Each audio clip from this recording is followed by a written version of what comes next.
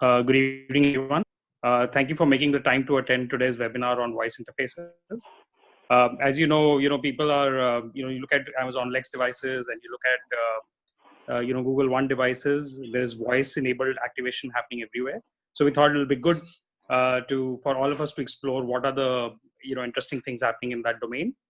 On behalf of 100 watts, it's my pleasure to invite you all. And thank you to Naman and to TiE Mumbai for helping us organize this session. Naman, the floor is all yours. Well, thank you so much. Thank you so much for having me. It's my pleasure. So, hello everyone. I'm Naman. I'm speaker for today's webinar. So today it would be a very webinar. So today we are going to talk about voice user interfaces and specifically voice only user interface. So so this webinar would also be voice only. So it would not have images, it would not have a presentation. So this would be a voice only webinar. So we're here to talk about voice only interactions, voice in, voice out, no screens, no tap targets, no navigation bars, just voice. So shall we begin? Yes, please. No. Okay, thank you so much. So let's start with the basic. What is VUI?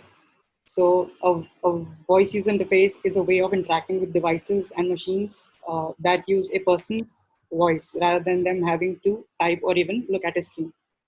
So voice user interface is a carefully curated back and forth between human and smart assistants.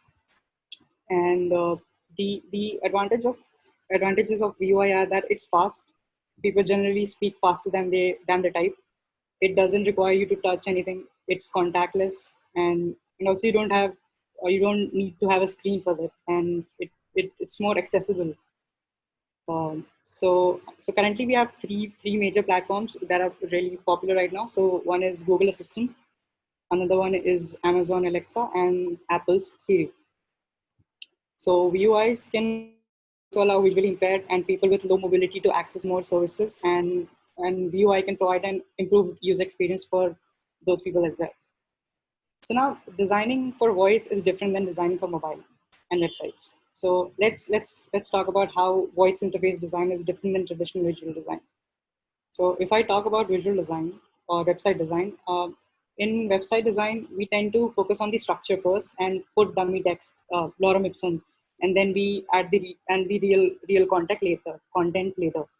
Now with conversation design, the conversation is the structure, and that's what is going to impact everything and how the experience is going to be, and the entire experience is built around the conversation.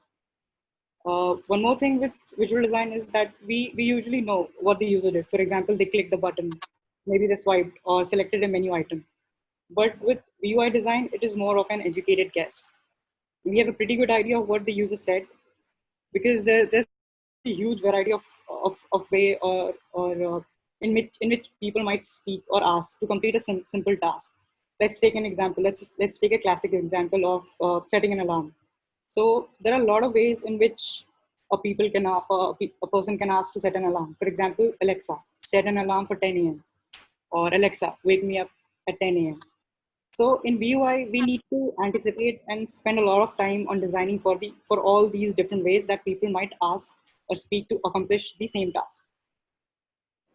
Now, why voice? Why voice? Why not VUI? Why not GUI? Why voice? So VUIs are especially great for two things: their speed and simplicity. Let's talk about speed first. Now, voice interactions can be extremely fast. Done well, they are even faster than pulling your mobile phone out of your pocket. To reach the app, and then you tap to open the application, then maybe you type something to get the result. With voice, you get to bundle all of that together, and then voice provides you with the ultimate shortcut. So it's an ultimate shortcut. Then there's the simplicity of use. People know what to do. It's very usable. They just need to speak. They just need to ask. This is language. It's conversation, and they have been doing this forever. I mean, since they were born, and there's nothing really to learn. And don't get me wrong. I mean, there is definitely challenge. There are definitely challenges and problem here as well. There's definitely a learning curve, but the goal here is to do say what you want and get what you want. It can't get simpler than that. Now, to illustrate the speed and simplicity of voice, I have a story and a game. So now I would like the audience to select one. Which would you like? So would you like to hear a story or play a game? You may unmute or type in the chat box and say, just pick one, a story or a game.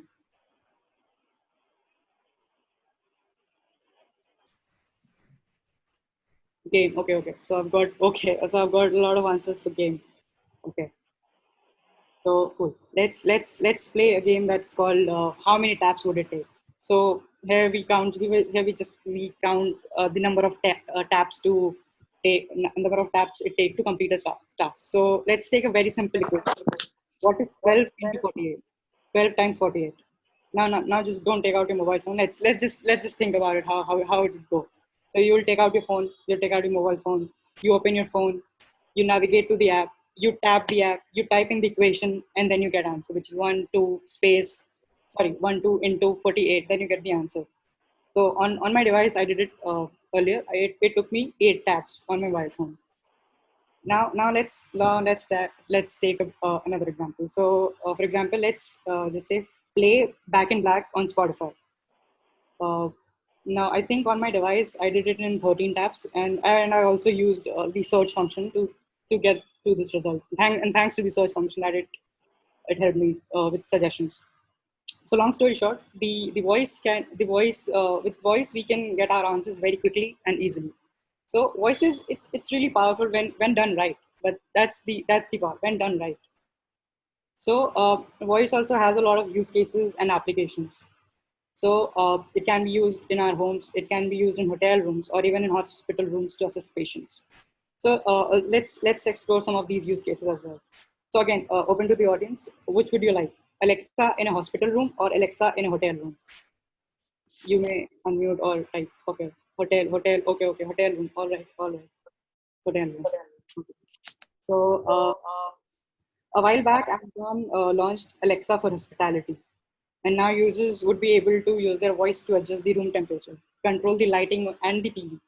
Guests can also ask to play music, set an alarm, give weather updates and travel updates. Now they can also order room service, housekeeping, or directly call reception. These are some neat use cases of voice assistant, and that is all good. But some potential guests might feel that putting Alexa in the hotel room offers benefit, but also raises a lot of privacy concerns. So that's a huge concern when we talk about PUI, privacy, and that is a concern everywhere. So in our homes as well. But let's let's really look at this. We have our smartphones, and it has 2 to 3 cameras now, maybe four to five cameras, and one or two microphones. I mean, that is not that is that's I mean I think that's enough if anyone wants to spy on you. Uh, just don't panic. So I think we should be working on VOIs just like anything else, and in a way that is safe, designed ethically, but still useful and full and uses the full functionality of the platform. Now, let's talk about the impacts of voice interfaces. So again, I have two examples here, two organizations, Starbucks and Headspace. So let's again open to the audience. Starbucks or Headspace? Okay, Okay, all right. Headspace it is. So we all know what Headspace is. So just to for people who are not familiar with Headspace, it's a mindfulness and meditation application, which you can use to do meditation and mindfulness sessions. So again, mindfulness and meditation on your phone, on your mobile device. Again, you're using your screen to use meditation. So getting that Zen, again, you're using mobile, and we're so attached and glued to our screens already that so Headspace thought that it's not the right way, right medium to deliver meditation. So here now voice becomes a natural fit. So Headspace is providing users a seamless and cohesive experience in which they can log into their account on Alexa or Google Assistant and use their use to and you can use their meditations to uh, conduct the meditation sessions and mindfulness sessions. And what they realized is that in just 2 months, Headspace reached the same number of monthly active users via voice as it took to collect on mobile in over 40 months. And nearly 90% of users returned for another session via voice. So that's I mean that's very true. That makes sense. But because now we will have we'll have voice to do the meditation, and we will, after we open our eyes, we don't need to look at our phones. So since I love coffee so much, let's quickly also talk about Starbucks. So we have seen all big queues about in Starbucks when you want to go and order a coffee. And during peak time, Starbucks loses significant sales simply because the queue is too long, which is not ideal for both the customers as well as the business. So to help this problem, to help combat this problem, they developed a voice first ecosystem, and it makes pre-ordering much more easier than before. So by looking through the existing behaviors of the customer, they uncovered that 73% of the users order the same thing every visit. So every visit they come in and they'll just order the same thing. So with the use of voice, they used to go through a multi-screen process where they select the drink, the size, and then add sugar, milk, and whatnot. So they thought, let's just skip it and use voice. So rather than forcing them to do this, the users could simply say, Alexa, order my regular Starbucks drink, and the order is done. So then you can select whether it is for takeaway or a pickup. So that's there. So with this, what Starbucks realizes that users who purchased through voice had a 16% higher monthly cart size than non-voice shoppers. So these are some interesting use cases in retail and meditation. Now let's talk about some of the interesting use cases in other verticals. So now we can talk about use cases in education or healthcare. So again, open to you all. Which would you like, education or healthcare? Okay, healthcare, please. Now, okay, I have a healthcare, please in the chat. So now I have to do it healthcare. It's healthcare, please. So okay. So healthcare, in healthcare, there can be two perspectives where we can see voice being applied. So one is in the patient's room in the hospitals, and one in the at-home care for elderlies. So, and for elderlies, they can order their prescriptions or online, or they can just ask their medication, or get medication reminders, or book an appointment quickly. Now let's talk about VUI or Alexa devices in hospital rooms. So in that, I think VUIs can allow patients to interact hands-free with nurses and control their environment. For this, patient's room can be equipped with Amazon Alexa devices or Google devices, and patient could simply tell the device what they need. For example, patients can turn their TV off and on and change channels by giving verbal commands like Alexa, change the channel to ESPN, or Alexa, change the channel to whatever they want, HBO, let's say. A patient who also needs assistance getting out of the bed might say, Alexa, call my nurse, or Alexa, I want to go to the washroom. The patient request then can be routed to the mobile phone of the appropriate caregiver, maybe a nurse or physician assistant. For example, a pain medicine request would be routed to a registered nurse, while a bathroom request would be routed to a clinical partner. Uh, so in all, so this will also maximize the efficiency, right? So something like that. And in addition to that, I think maybe Alexa could recognize the quality of the patient's voice. So if they're not feeling good or they're feeling low, the voice is low. So understanding the voice in that depth, then maybe they can inform the clinical staff if something doesn't seem right, right? So that can also be there. So that's healthcare. And with that, I think they can definitely do the other quiet things like other things like turning on the TV, playing music, weather, sports, games, things like that.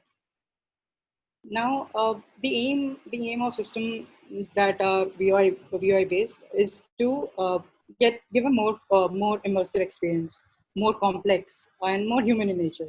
We're not there yet, definitely, but the hardware is getting different and better. The quality of speech recognition is better. So I think it's 4.9 error rate, as Google mentioned. So let's quickly also talk about the future of UI. So I can talk about future of UI 2 years from now or 10 years from now. So let's open 10. Okay. 10 years, 10 years definitely. Okay, okay. So let's talk about 10 years from now. So with the growing use cases of smart devices like Google Assistant and Amazon Echo, they have already become a staple part in many homes. So according to the latest stats, more than 87.7 million people in the US, which is almost 34% of the total population, now owns a smart speaker. So, although voice experience is expected to rise in usage and popularity, we could definitely have different ways to interact with these AI. So let's see how after 10 years how it would look. So we might not have Alexa devices. They might also have a body, uh, or for example, they can have an earbud, and you can have all the data, all the information in just that small AirPods or a small device in your ear, and it'll be futuristic. You can ask anything, get answer to anything. Doctors can just walk through and get the updates about the patients, how the patient is feeling. Uh, are the patients there for waiting for appointments? Some things like that, and this and with this we can also have gesture support, and this means that Alexa and the AI system could work with a mixture of different interfaces and inputs, including eyewear, which is AR eyewear, gestures, voice commands, all combined together. One way Alexa could become more efficient could help if they can just walk with us, right? If they're really in the context and they really know how we're feeling. So giving smart assistant physical bodies could enable them to learn more about the world, including our daily routines, how we move around the house. Uh, they can find things for us, TV remote, car keys, and we can also imagine a future in which Alexa already knows that we're so tired that it just runs the bath, dims the light, and has already picked up the phones to cancel all our plans for the evening. That would be a bliss. And can also recognize the quality of our voice, like I said in the healthcare. It could recognize the quality of our voice and reschedule our meetings, or schedule a doctor's appointment. So this kind of thinking is the key to Alexa's long-term usefulness. So the main focus for Amazon in the near future is on making Alexa's capability and suggestions language more natural and tailored to us. So this means more personalized suggestions or answers directed towards the people who are asking it, right? So something like that. And while we're at it, talking about the future, let's also talk about COVID-19 and how voice can take a great leap during these times.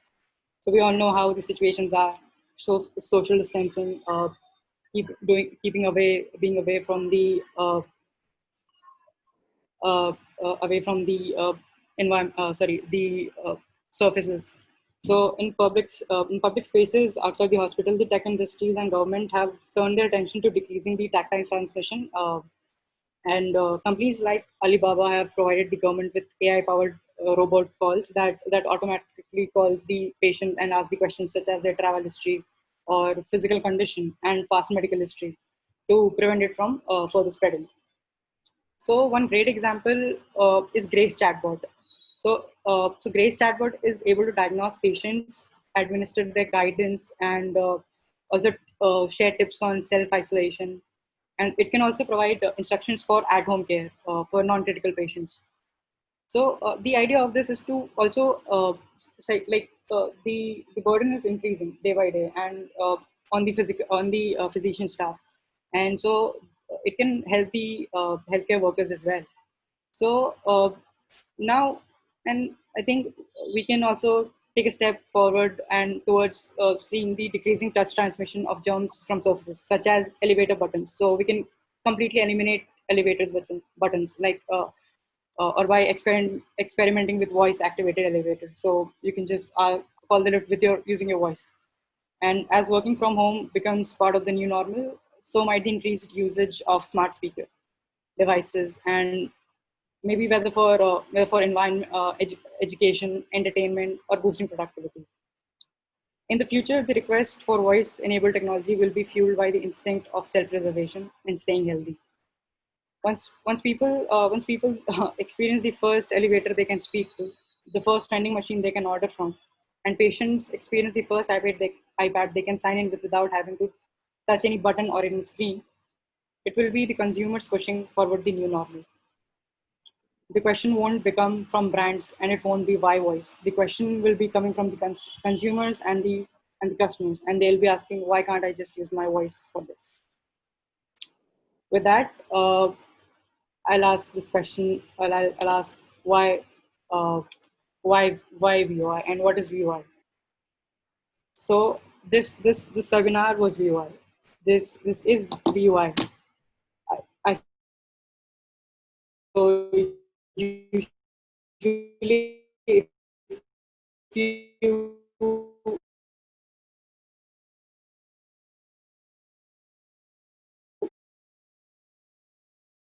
application when you install or you buy a Alexa device or a Google Assistant, and you might also have errors. In this case was there were some errors, and then there will be cognition problems. There will be cognition overload. With this, let's say there was no exam, there was no slide in this. So these are some of the challenges that voice has, and it's nice. It's the voice is good. It's but it's just there. It's we're just beginning to see look at the voices. So it's not magical yet. If we could go back in future and in the past, and we can just see remember the time when we had phones when we use which we used to use by these styluses, and then Apple launched touching is believing iPhones, where you can touch. So that was magical. Right now we're not in that era that voice is magical. It gets the job done, but it's not that conversational yet. You can ask and get the answer, but it's not conversational. For example, let's take an example here where if you want to ask something, you need to say the invocation name, for example Alexa, and followed by the command. But in real life we don't actually do that. So these are some of the challenges, but it's nice to be in this time where we don't know how technology would turn, and that's the best part of being a part of something that is new. You don't have answers to a lot of questions, and you find out on the way while you design, while you discover new things and get the challenges. So with this, I would like to end this webinar, and I would like to talk about one more thing, that voice is not perfect for everything. So voice cannot be right for everything. So while we're designing for voice user interfaces, we just need to make sure that it's easier than the alternative. It's easier what we're already using. And a fun fact, all the research, or maybe most of the research for this webinar was done using Amazon's Alexa device, third generation. And for example, I asked Alexa, what would you be able to do by the year 2030? However, she was not able to answer that. But yeah, so that's what I'm saying. But we're going to get better at it. So that's it. Thank you, everyone. That's it from my side, and we can take questions now. Thank you so much. Thank you, Naman. Very interesting that you did a voice session without any slides. So people got a real feel of how it means to interface or interact with voice interfaces. So thank you for that. So if you could just take a look at the questions that are coming up on the screen. Okay, this is a question from Mahesh. Do you have any insights on how they can use voice-enabled payments, specifically when internet is not available? Yeah. So for now, internet is important for because see, everything is on cloud, so nothing is getting stored here. I mean, nothing can be accessed without using internet. So for now, these are limited with that's the limitation. You can't use voice assistants offline for now. Definitely not for now. Okay, right, no problem. What about what are some of the use cases which you think are very specific to India? Can you think of use cases which are contextual to the Indian scenario, maybe even rural areas? Although cost of devices and internet access can be an issue. Okay. So I think the cost is interesting because enabling VUI is a lot more inexpensive or cheaper than GUI because there's no screen. So these devices are much more cheaper. So and now Alexa or Google also supports native languages, so it can also be used there. And the usability is also not that much of an issue now because it understands. So people don't really need to learn the usability aspect of it. So they don't have to touch. They just need to speak the name and ask whatever they want. So I think in there they can actually uh, use use people can use it where in rural areas to for education. And definitely it can be something that we can look forward to because the cost is way cheaper than screens devices that have screens. So yeah. Yeah. How do you think voice would be able to evolve for people with speaking hearing disability? So with for that, I think Google is working on bone conduction, and there's also for the speaking disabilities. I think Google is working on something with bone conduction. So there's something that we can look, and also they're working with something with lip reading. So you don't really have to speak, but with they can read your lip and do that. Okay. Yes. Any use cases in healthcare education? Um, Healthcare education. Um, but nothing that I can think. No problem. We'll circle back to that. Yeah. Um, okay. On a scale of 1 to 5, how would you rate the maturity of the voice assistants of today? On the scale of 1 to 5, Yeah. I think they've gone better, but uh, I'd say 1.5 because 5 being the the highest. I mean, that's endless. But I think 1.5 to 2 because they mostly have an Alexa device and Amazon Echo. It has four microphones, but still sometimes it just doesn't get me. And also the invocation name Alexa, it doesn't respond to even Alexa. So I think we're getting there, but still around 1.5 to 2. From the same person is the more the data to train DNN, the better the performance of the application. So would this be specific to the company that has max users? Yeah, that's definitely true. So the more so for example, let's take an example where where where, uh, where it's a simple task. For example, setting an alarm. So people can ask that same question in a lot more manners. So the huge variety of utterances and the number of users, and they will have different way of putting that same request. So definitely the machine learning could happen better, and the AI can be developed better. That is true.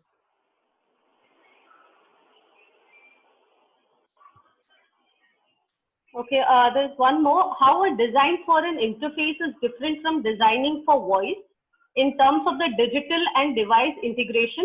For example, how do you set up customer meta data and meta information of devices and of interface?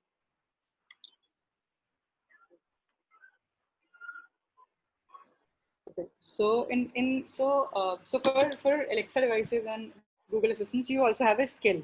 So they have an app store in which is for Alexa they have for Alexa they have Alexa skills. So you build a skill, and then you connect it to your mobile application or log in from your mobile application, and you log in your credentials, and then you have the all the data, then you can access all that data from that device. So that's a different onboarding, and that's a preset for the onboarding experience. So you just need to install the Alexa skill, which already has a mobile application, and then it can work with that. So there's just like Android or App Store, Play Store or App Store. There is an App Store for Alexa devices, and similarly with for Google Actions. Okay, I think I do see one more question over here. Just a second. What does one need to do to get a personalized Alexa application developed? For example, getting certain specialized tasks performed, such as accounting, employee monitoring, and what would the cost range be like for that? Okay, so I think with these, then again comes a lot of questions about is voice the right voice the right medium for that. So before jumping on to what we want, something is that we should look is voice the right medium for doing those data. And again, and there are a lot of skills right now that do a lot of things. Uh, so Alexa has a lot of skills that can do a lot of things. So something similar is there available on the Alexa store. But I think with these again, the privacy is a different concern. But I think voice we need to see if voice is the right fit, if voice is the right medium for performing these tasks and accomplishing these tasks. The next question is, I have all the three, Alexa, Google Assistant, and Siri. How do you set up to use all three when you design an app? So I don't think for Siri you can do it. For Alexa, you can definitely do it, and you can you can log in with the Alexa's developer account. Then you can sign in for the beta, testing your beta for 3 months, and then you can get approval for that. Okay. I do see someone leaving a comment for you saying that you should publish a blog about setting up these devices. Okay. Sure. Dharmesh Mehta has left that for you. Okay. Sure. Okay, I think Manisha has some specific, requests in terms of defining the use cases in autism care. So, Manisha, what I would recommend is if you can just leave across an email, I will ensure that I forward it to Naman, and you guys can then take it offline. Perfect. How open are Indian customers to UVI? What percentage and mix? So before this, I tried to research some data about Indian customers. I was not really able to get that, but the adoption rate is getting higher and higher. So definitely they're recognizing it, but still lower than other devices. Okay. Any other topic, Naman, that you would just want to give an insight on?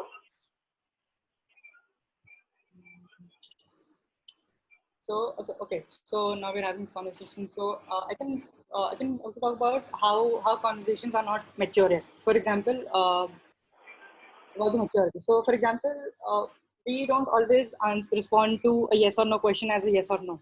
For example, if Alexa asks me, "Do you want coffee?" and I reply, "Coffee will keep me awake." Now let's see. How many of you think that it's a no? I don't want coffee. So if I reply, "Coffee will keep me awake." So now that really depends on the that really depends on the context. So for example, if I have a presentation that I need to prepare, so at 7 I would want coffee. But if I want to wake up at 4 a.m., it's probably a no answer, right? No, I don't want coffee because coffee will keep me awake, and hence I don't want coffee. So conversation is so VUIs are not that great in understanding the context and what really the user means. So these are some of the questions. Okay. I think we are done with questions. I did get a few questions which are very futuristic in nature. Questions that are like, when would can Alexa detect lung cancer? And these are questions I'm getting in private, but I think that is for future to tell. So Bhavesh, you can take over from here. Yeah, thank you, Trupti. Naman, it's been a pleasure hosting you today. This is a very interesting field, and I think many of the developers and product managers on this call will actually take back certain ideas on whether they need these VOIs to be built, right? So thank you so much. It's a pleasure hosting you, and we look forward to continued interactions with you. Thank you, Trupti, and thank you, Ajay.